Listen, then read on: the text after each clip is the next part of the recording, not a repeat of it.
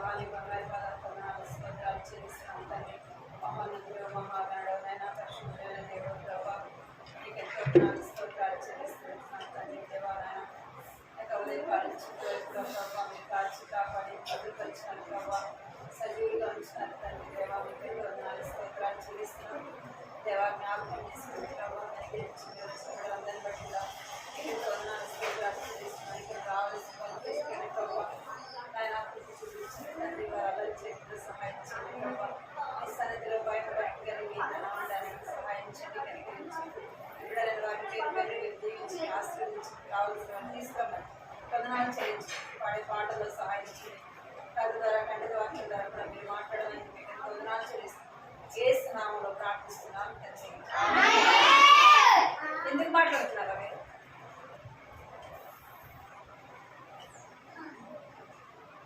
చెప్పినట్టు వినకపోతే మీరు బయటకు వెళ్ళిపోతారు.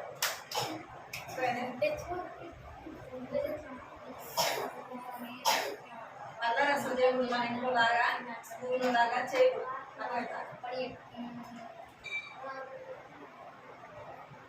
ఏంటా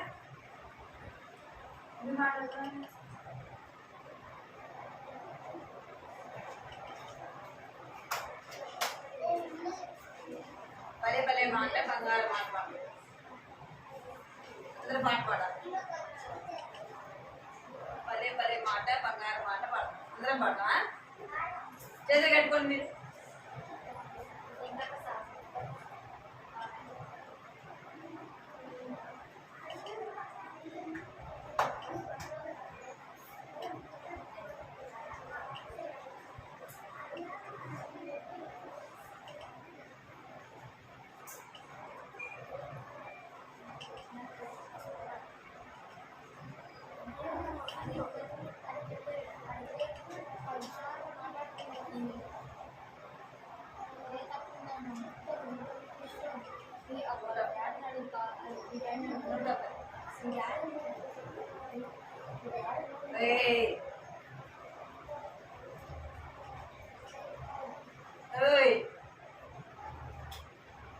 ఎవరో మాట్లాడుతారంటారు. ఇంకా ఎవరో మాట్లాడుతున్నారు. ఇంకా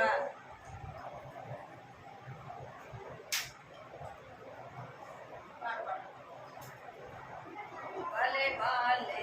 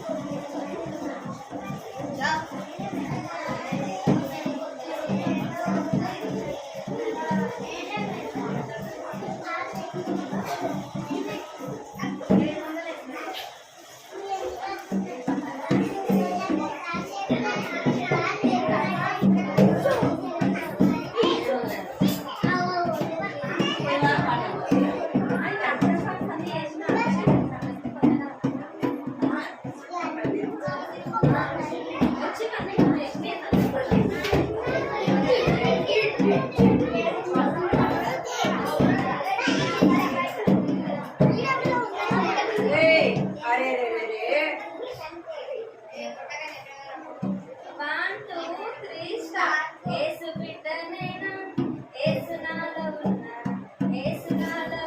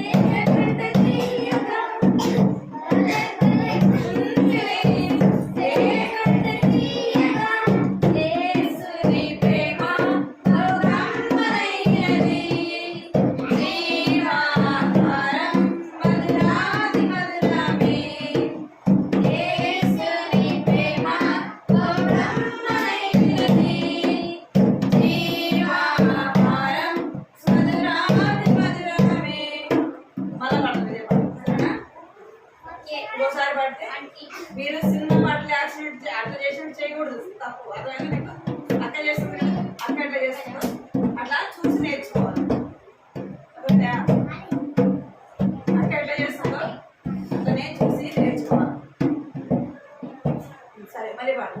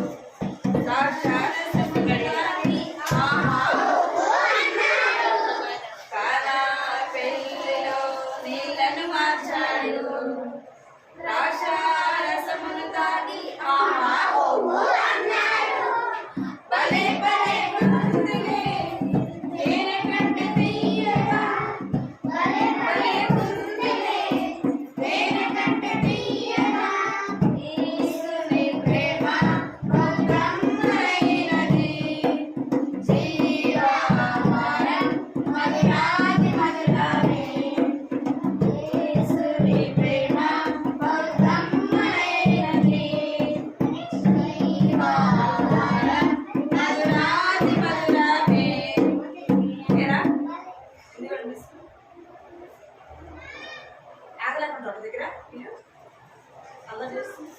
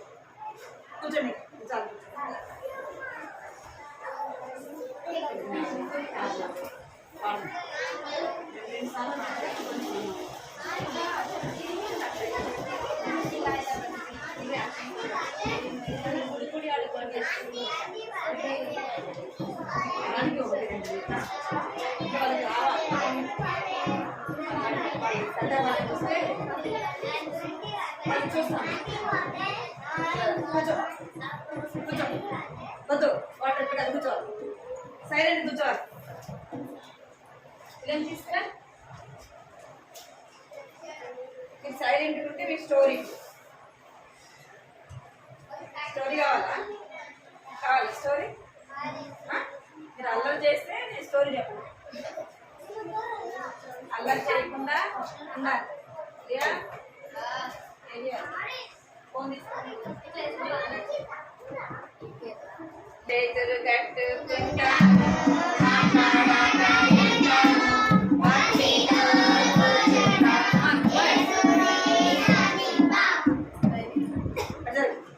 ఫోన్ దగ్గర కూర్చొని పడుకోండి. మనం ఎవరి కథ వింటున్నామని చెప్తారా? మనం ఎవరి గురించి వింటున్నాము చెప్పాలి, పిల్లలకు చెప్పాలి. ఎవరి స్టోరీ వింటున్నాము?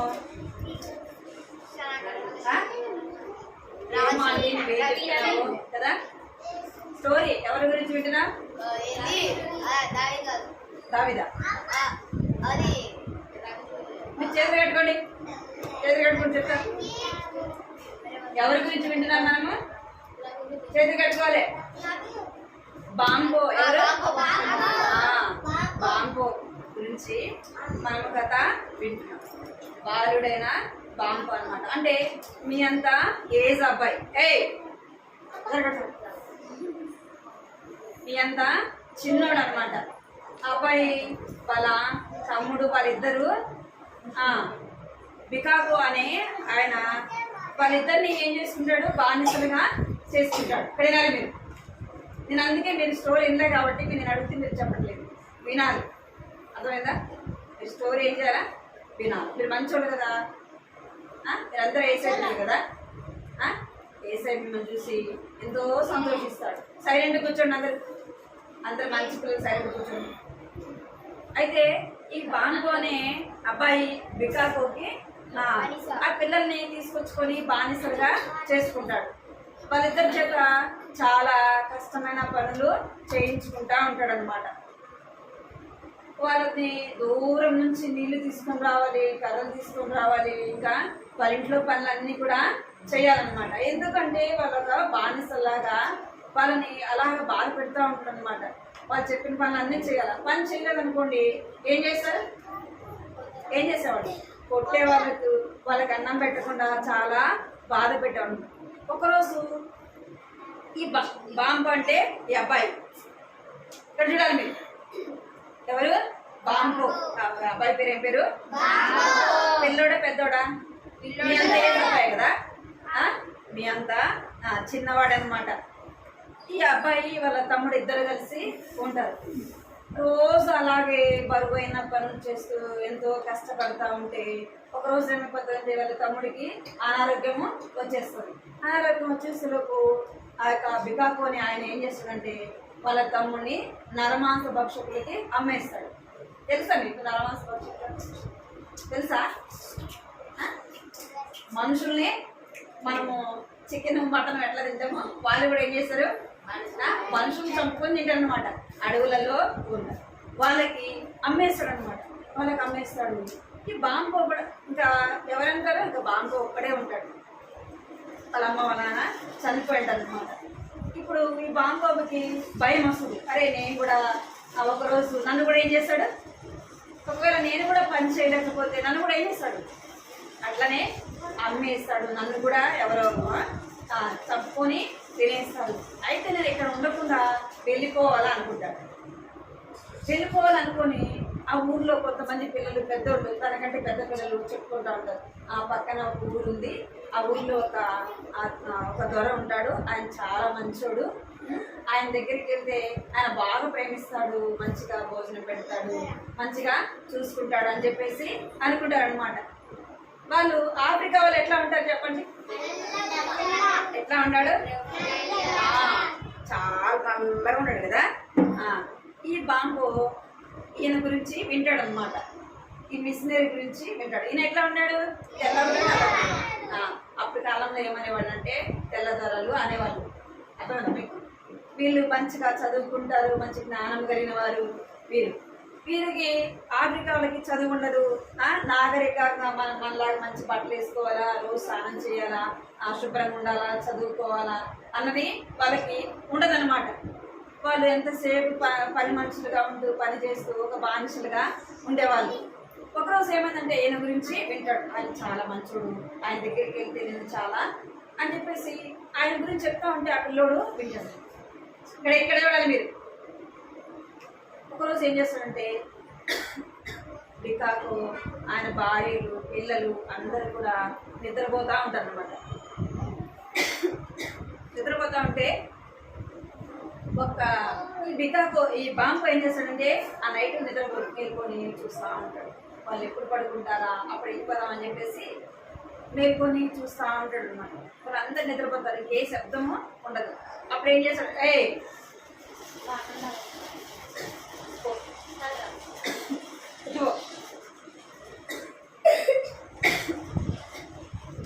ఆమె ఏం చేస్తాడంటే అందరూ పడుకున్నాక ఒక్కడే చిన్నగా నక్కి నక్కి నక్కి నక్కి బయటకు వస్తాడు అనమాట. బయటికి ఏ శబ్దం లేకుండా బయటికి వస్తాడు. బయటకు వచ్చినాక నైట్ పూటే తను ఏం చేస్తాడంటే ఊరు బయటికి వెళ్ళిపోతాడు. ఎవరికి కనబడ్డు ఊరు బయటికి వెళ్తాడు. చాలా దూరం నడిచి నడిచి నడిచి నడిచి తెల్లవారేలోపు ఎక్కడికి వెళ్తాడు, ఈ యొక్క మిషనరీ ఉండే అంకుల్ వల్ల ఊరికి వెళ్తాడు అనమాట. ఆ ఊరికి వెళ్ళేలోపు అప్పుడే తెల్లవారుతూ ఉంటుంది, వెళ్తురు వస్తూ ఉంటుంది అనమాట. అప్పుడు అక్కడ ఉన్న వాళ్ళ దగ్గరికి వెళ్ళి అడుగుతాడు. ఇక్కడ మిషనరీ అంకుల్ ఉన్నాడు కదా, ఎక్కడ ఉన్నాడు ఆయన, వాళ్ళ ఇల్లు ఎక్కడ అని అడిగితే అప్పుడు వాళ్ళు చెప్తారు కొంచెం దూరం ఇల్లు అక్కడే ఉంటుంది. సరే అనేసి అక్కడికి వెళ్తాడు అనమాట. వెళ్ళంగానే అప్పటికి అంకుల్ బయటగా ఉన్నాడు, కూర్చో బయట ఉన్నాడు. సరే అని చెప్పేసి ఆ నిలబడుకొని చూస్తూ ఉంటాడు. అంతలోపే ఈ అంకులు, ఈ మిషనరీ అంకులు బయటికి వస్తాడు. అక్కడ వరకు చెప్పాను మీకు పోయిన వారం కదా. సరే ఆ అబ్బాయిని చూసి అంకులు వచ్చి బయటకు లేచి వచ్చి బయట మెట్ల మీద కూర్చుంటాడు అనమాట. ఏం పేరు బాబు, నువ్వు ఎక్కడి నుంచి వచ్చినావు అంటే ఆ బాబు చెప్తాడు, నా పేరు బాంపు అని చెప్తాడు. చెప్పంగానే నువ్వు ఎక్కడి నుంచి వచ్చినావు అంటే ఇట్లా చూపిస్తాడు అంతే.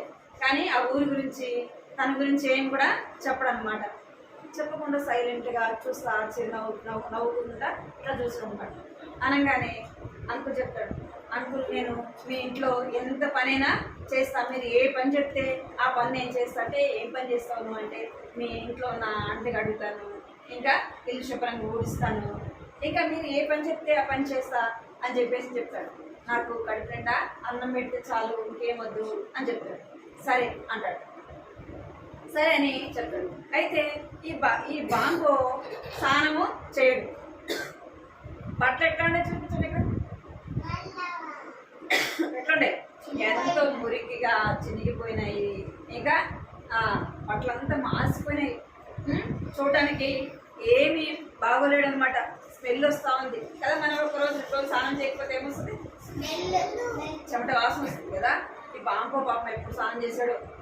అంకులు దగ్గరికి పిలిచి, సరే నేను పని చేయకముందు నువ్వు వెళ్ళి ఏం చేయాలంటే శుభ్రంగా స్నానం చేసి రావాలని చెప్తాడు. సరే అంట.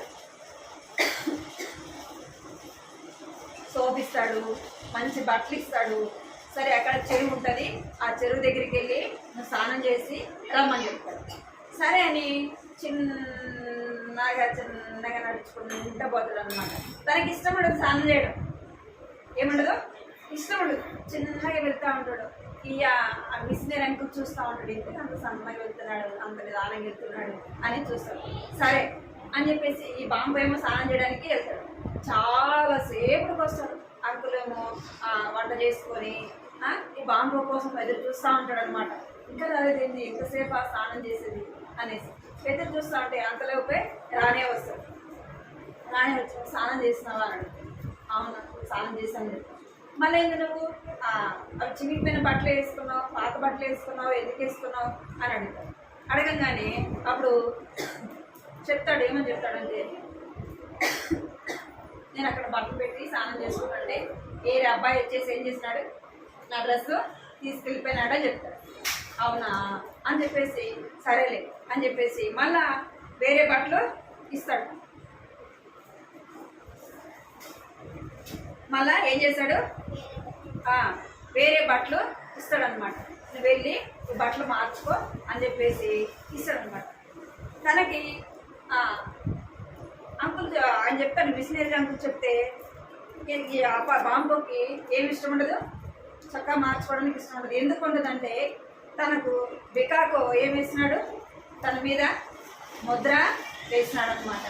ముద్ర ఎందుకు వేసినాడంటే ఒకవేళ తప్పిపోయినాడు ఎవరైనా చూస్తే ఆ ముద్రను చూసి కనుక్కోవాలా, ఫలానా బికాకో బానిస అని చెప్పేసి అది కనుక్కోవడానికి ఒక గుర్తుగా వేస్తాడు. చూడండి ఉందా లేదా. సరే నువ్వు ఈ షర్ట్ తీసేసి వేరే షర్ట్ వేసుకోంటే ఇష్టపడదు.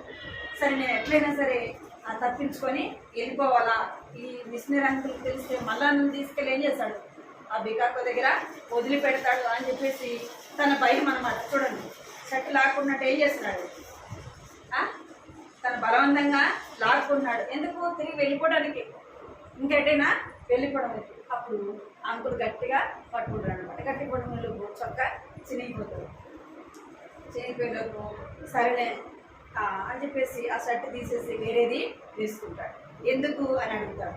ఎందుకు అని అడిగితే అప్పుడు ఆ అబ్బాయి చెప్తాడు, నేను బికాకో దగ్గర నేను ఒక బానిసను అని చెప్తాడు. ఎవరిని, నేను ఒక బానిసను, మా తమ్ముడిని ఇట్లా బాగలాడిపోతే అమ్మేసినాడు, నన్ను కూడా చాలా కఠినంగా బాధ పెట్టేవాడు అని చెప్పేసి తను ఎంతో దుఃఖంతో తన బాధ అంతా కూడా ఎవరికి చెప్పుకుంటాడు, అంకుల్కి చెప్పుకుంటాడు. ఆ మిషనరీ అంకుల్కి చెప్తాడు. సరేలే, నీకు నేను ఏం చేస్తా, సహాయము చేస్తా. ఏం చెప్తాడు? నేను నీకు సహాయం చేస్తా, నువ్వేం భయపడొద్దు అని చెప్తాడు. నేను మళ్ళీ తీసుకెళ్ళి అక్కడ వదిలిపెట్టను, నీకు నేనేం చేస్తా, సహాయం చేస్తా, నేను ఎట్లయినా కానీ నేను విడిపిస్తాను అని చెప్తాను. సరేలే అనేసి కూర్చుంటాడు. సరే, మనము భోజనం చేయక మునుపు, మన ఇంట్లో పని చేసుకోక మునుపు ఏం చేద్దాం? మొదట మనం నిద్ర లేవగానే ఏం చేయాలి? ఏం చేయాలి? మనం మొదట నిద్ర లేవగానే ప్రార్థన చేసుకోవాలి. రెండోది ఏం చేయాలా? బైబిల్ చదవాలి. అప్పుడు ఈ అంకుల్ చెప్తున్నాడు, అబ్బాయి నువ్వు నిద్ర లేవగానే సరే మన ఇద్దరం కూర్చొని ప్రార్థన చేస్తున్నాము అని చెప్పేసి వాళ్ళిద్దరు కూర్చొని ఏం చేస్తున్నారు? ప్రార్థన చేస్తున్నారు. ఇంకా అంకుల్ ఏం చేస్తున్నారంటే ఈ యొక్క బాంబోకి చదువు కూడా నేర్పిస్తున్నాడు. ఏం చేస్తున్నాడు? చదువు కూడా నేర్పిస్తాడు. అప్పుడు ఎంతో చక్కగా అంకుల్ దగ్గర తను ఉంటాడు, చదువు నేర్చుకుంటాడు. ఇంకేం చేస్తాడంటే ఉదయం లేవగానే ప్రార్థన చేయడం, ప్రార్థన అయిపోయిన తర్వాతనే అంకుల్కి ఇంట్లో పని హెల్ప్ చేయడం అట్లా చేస్తూ ఉంటాడు అనమాట. అంటే మనం నిద్ర లేవగానే ఏం చేయాలా? పిల్లలు ఏం చేయాలా? చేశారు? ఎంతమంది చేస్తారు ప్రార్థన? చేస్తేనే చేస్తారు, చేయకపోతే ఎత్తరు. చేసినారా? ప్రార్థన చేసినారా? ఎవరు చూస్తున్నారు మిమ్మల్ని? మనం నిద్ర లేవగానే ప్రార్థన మొట్టమొదట ప్రార్థన చేసుకోవాలి. ఆ ప్రార్థన మనం ఏం చేస్తుందంటే రోజంతా కూడా ఏం చేస్తుంది?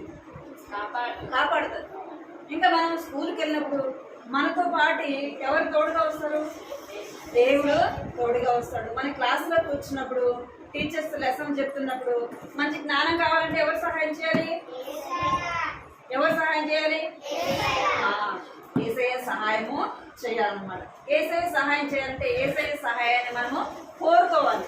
యేసయ్య నన్ను ఈరోజంతా కాపాడు, ఈరోజంతా నాకు సహాయం చేయి, ఈరోజంతా నాకు తోడుగా ఉండు అని చెప్పేసి మనము ఎవరి సహాయాన్ని అడగాలంటే యేసు ప్రభుని సహాయాన్ని అడగాలి. ఆ సహాయం ఎలా అడగాలంటే మోకరించి మనం ప్రార్థన చేసినప్పుడు మనం ఆయన సహాయాన్ని కోరగలం అన్నమాట. అర్థమైందా? ఇంకా మనం చదువుకుంటున్నాం కదా, మన ఇంట్లో మన దగ్గర బైబిల్ ఉంటే బైబిల్ ఏం చేయాలి? ఏం చేయాలి? మన దగ్గర బైబిల్ ఉంటే బైబిల్ని చదవాలి. మన బైబిల్ చదవడం ద్వారా ఏమొస్తుందంటే జ్ఞానము వస్తుంది. యేసయ్య మనతో మాట్లాడతాడు. అర్థమైందా? బైబిల్ చదివితే యేసయ్య మనతో మాట్లాడతాడు. ప్రార్థన చేయడం అంటే మనం ఎవరితో మాట్లాడట చెప్పాలి. పిల్లలు చెప్పాలి, మనం ప్రార్థన చేస్తే ఎవరితో మాట్లాడుతున్నాం? దేవునితో మనము మాట్లాడుతున్నాం. వాక్యం చదువుతున్నామంటే దేవుడు మనతో మాట్లాడుతున్నాం. ఏం చేయాలి, ఏం చేయకూడదు, ఎలాగ మాట్లాడాలి, ఏది మాట్లాడకూడదు అని దేవుడు ఏం చేస్తాడు? మనతో వాక్యం ద్వారా మాట్లాడు. పికాక ఏం నేర్చుకున్నాడు? ప్రార్థన చేసేది నేర్చుకున్నాడు, ఇంకా చదువు నేర్చుకున్నాడు. ఇప్పుడు తను బైబిల్ కూడా చదవగలడు అనమాట. బైబిల్ చదవగలడు. అందులో ఏదైనా తనకు అర్థం కాకపోతే ఆ యొక్క మిషనరీ అంకుల్ని అడిగేవాడు అనమాట. అర్థమైందా? మనం కూడా దేవుని సహాయాన్ని కోరుకోవాలి, దేవుని సన్నిధిలో ప్రార్థించాలా. మన హృదయం యేసయ్యకి ఇవ్వాలి. ఎవరికి ఇవ్వాలా? ఎవరికి ఇవ్వాలా? యేసయ్యకి. మీ చిన్న హృదయం యేసయ్యకి. యేసయ్యకి ఇవ్వలేకపోతే మీరేకి ఎవరు వస్తారు? రవి హృదయం చూసాం కదా, రవి హృదయంలో ఎవరుంటే వచ్చినారు? సాతానుడు ఉంటూ వచ్చినాడు. తన హృదయం సాతాను ఎవరి హృదయంలో ఉంటుంది? వారి హృదయం ఎట్లా ఉంటుందంట? నల్లగా ఉంటుంది. పాపం వారి హృదయంలో ఉంటుంది. పాపం మనల్ని ఏం చేస్తుందంటే మనకి ఎంతో చేతులు కట్టుకోండి. పాపము మనలో ఉంటే చిన్న చిన్న అబద్ధాలు, దొంగతనాలు, మోసం చేయడం, బూతులు మాట్లాడటం, ఇంకా ఇతరులవి ఏదైనా అది మనకి కానప్పుడు మనం వాటిని తీసుకోవడము, అది ఏమంట? పాపము. అర్థమైందా? అదేంటది? పాపం. ఇది చిన్న పెన్సిలే కదా అని వేరే వాళ్ళది ఎవరిది కూడా మనము తీసుకోకూడదు. ₹1 అయినా సరే వేరే వాళ్ళది తీసుకోకూడదు. చాక్లెట్ అయినా సరే ఏం చేయకూడదు? అడగకుండా ఏం చేయకూడదు? అడగకుండా ఏం చేయకూడదు? తీసుకుంటే ఎవరు తీసుకోమని చెప్తాడు? సాతాను తీసుకోమని చెప్తాడు. యేసయ్య ఏం చెప్తాడు? అరే నీది కాదురా, నువ్వు తీసుకోకూడదు అని ఎవరు చెప్తారు? యేసయ్య చెప్తాడు. ఒకవేళ అది మనకు అవసరమైందనుకో యేసయ్య ఏం చేస్తాడు? అది మనకి ఇస్తాడు. అర్థమైందా మీకు? యేసయ్య ఏం చేస్తాడు? ఇస్తాడు. మరి మీ హృదయం ఎవరికి ఇవ్వాలా? ఎవరికి ఇవ్వాలా? యేసయ్యకి ఇవ్వాలంటే ఏం చేయాలి? యేసు ప్రభు సమస్తముని సృష్టించిన సృష్టికర్త. నిన్ను నన్ను పుట్టించిన వాడు ఎవరు? యేసు ప్రభు. నిన్ను నన్ను పుట్టించినవాడు, ఈ లోకాన్ని సృష్టించిన దేవుడు అన్నమాట. ఆయన తప్ప వేరొక దేవుడు లేడు. యేసు ప్రభు నిజమైన దేవుడు. మనం ప్రార్థించినప్పుడు మన ప్రార్థన వినేవాడు. అర్థమైందా మీకు?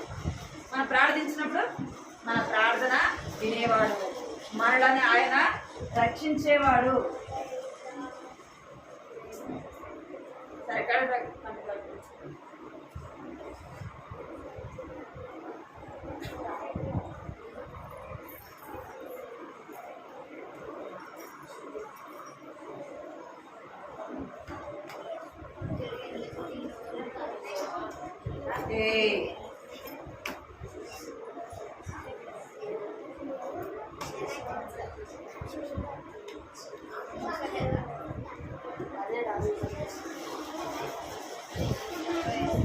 కండితో గుర్తుందిరా మీకు?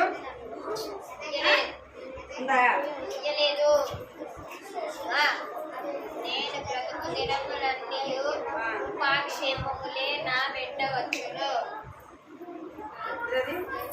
కీర్తనలు 23:6. ఎప్పుడు పోయిన వారం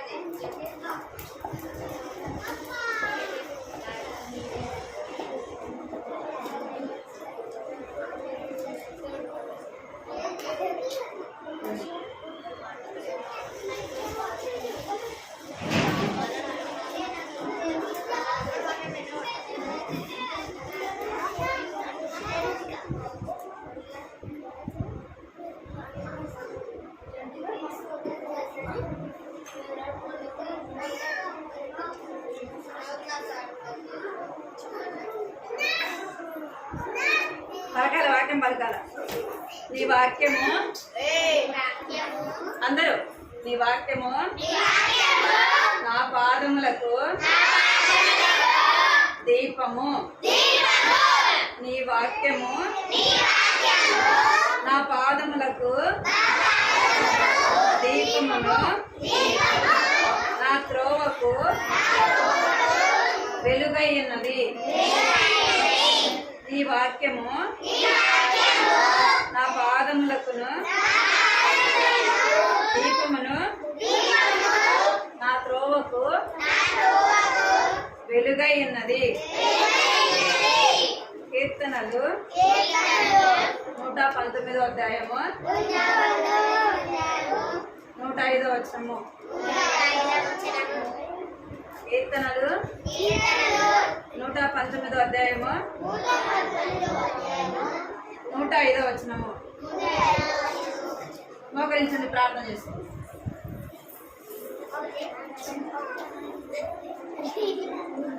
మోకరించాలా? అలా చేయకూడదు. మోకరించాలా? పైకి మోకరించండి, పైకి మోకరించాలి. పైకి పైకి మోకరించాలా? పైకి పైకి మోకరించాలా? పైకి మోకరించాలా? కళ్ళు మూసుకోండి అందరూ. వినపడుతుందా మీకు? మోకరించాలి అందరూ. అందరు పైకి మోకరి, కళ్ళు మూసుకోండి. ప్రార్థన చేసుకోవాలి. యేసయ్య నా హృదయంలోకి రండి. యేసయ్య నా పాపాలు క్షమించండి, నన్ను నీ బిడ్డగా చేసుకోండి ప్రభువా, నన్ను నీ సొత్తుగా చేసుకోండి అని అడగాలి. కళ్ళు మూసుకొని అందరూ ప్రార్థన చేసుకోవాలి. అటు ఇటు చూడద్దు. కృపా ప్రేమ గల తండ్రి, చిరుగల దేవా, నీ పనివారి పాదాలు వందనాలు స్తోత్రాలు చేస్తున్నాను తండ్రి. సాయ ప్రభా, ఈ సమయాన్ని బట్టి నేను స్తుతిస్తూ ఆరాధిస్తూ కనపరుస్తున్నాను తండ్రి. సాంబస్తున్నాడు ప్రభా తండ్రి, అయినా మీరు జ్ఞాపకం చేసుకుంటారని ప్రార్థిస్తున్నాం తండ్రి. వచ్చిన బిడ్డలందరినీ బట్టి కూడా ఎంతో వందనాలు చెల్లిస్తున్నాం ప్రభా. పాటల ద్వారా ప్రభా మిమ్మల్ని స్తుతించి కనపరచడానికి ప్రభా, పాటలు నేర్పించే విషయంలో సహాయపడుతున్నాను. నీకెంతో వందనాలు స్తోత్రాలు చెల్లిస్తున్నాను తండ్రి. జ్ఞాపకం చేసుకుని ప్రభా కథ ద్వారా ప్రభా ఈ బిడ్డలతో మీరు మాట్లాడుతున్నందుకే మీకు వందనాలు చెల్లిస్తున్నాం.